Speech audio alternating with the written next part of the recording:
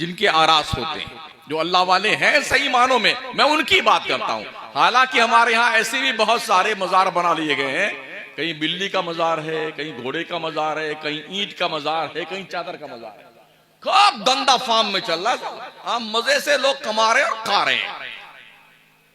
इमाम अहले सुन्नत सैयदी सरकार आला हज़रत फरमाते हैं, कब्र बिला कबूर की हाजिरी नाजायज है।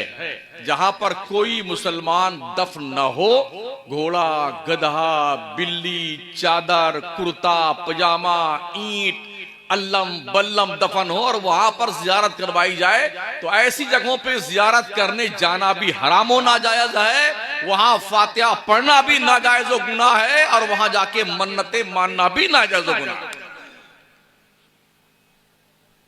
मगर ये इतना फॉर्म में कारोबार है हजरत, इतना फॉर्म में कि पूछो मत। एकदम हमारी बिरादरी जो मौलाना हुआ है, करीब करीब सबने चुप्पी साध रखी है, इल्ला माशाअल्लाह। कुछ मत बोलो, कुछ मत बोलो, कुछ बोलोगे तो नजराना कम हो जाएगा। लेकिन याद रखना, जो भी जिम्मेदार, जिनके पास भी इल्म है, अगर वो जानबूझ के खामोश हैं तो सुन लो, अल्लाह के नबी सल्लल्लाहु तआला अलैहि वसल्लम इरशाद फरमाते हैं, मफ़हूम हदीस, जब फितने जाहिर हो, फितने, उलमा अपना इल्म जाहिर ना करें तो ऐसे आलिम गूंगे शैतान की तरह हैं, गूंगे शैतान की तरह। जमाना नाराज हो तो चूल्हे भाड़ में जाए यार, हमारी जिम्मेदारी है कौम की सही रहबरी करना, कौम को सीधा रास्ता दिखाना, यह हमारी जिम्मेदारी है। हमें उस तरफ लेके चलना है, कौम को जिस तरफ चलने का हुक्म शरीयत देती है।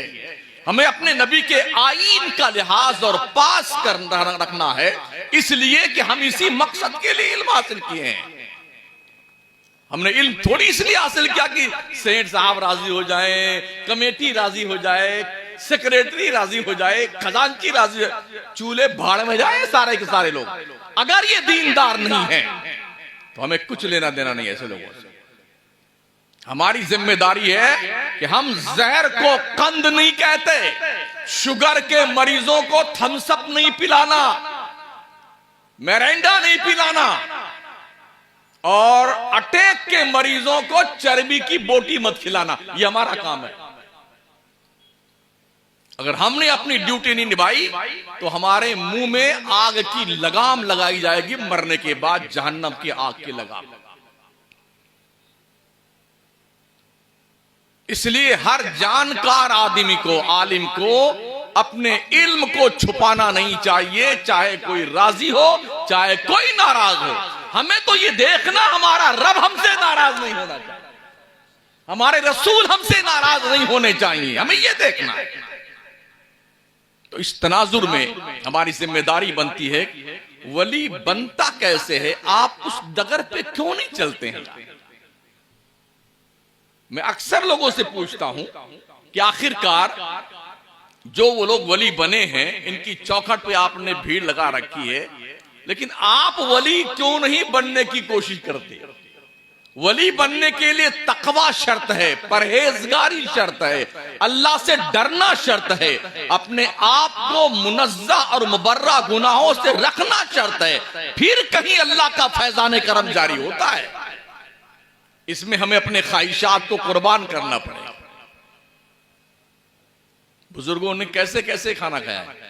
कुछ तो ऐसे हजरात रहे हैं जिन्होंने मुट्ठी मुट्ठी भर जौ खाया है, बरसा बरसा नफ्स को कुचला है, अपने आप को फना किया है रियाजत की भट्टी में, तपा के कुंदन बनाया है, तब जाकर के उनके चेहरे नाज पर रब के नूर की किरणें फूटती हैं।